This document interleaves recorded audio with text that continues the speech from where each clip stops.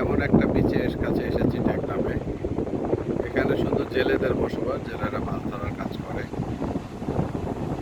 সুন্দর একটা বিচ, সমুদ্রের প্রচণ্ড গর্জন।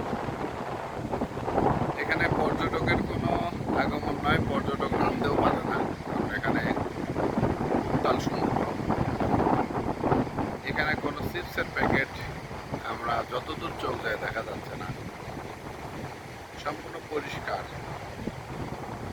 আমরা যারা পর্যটক হিসেবে বিভিন্ন জায়গায় যাই, আমাদের মূল কাজ হলো চিপসের প্যাকেট থেকে শুরু করে যতগুলি অপচনশীল বস্তু আছে, বিশেষ করে প্যাকেট, বিভিন্ন রকমের প্লাস্টিকের প্যাকেট, সেগুলো বর্জন, সেগুলো পর্যটন এলাকায় ব্যবহার না করা, নিজ নিজ এলাকায় সেগুলো ব্যবহার করা।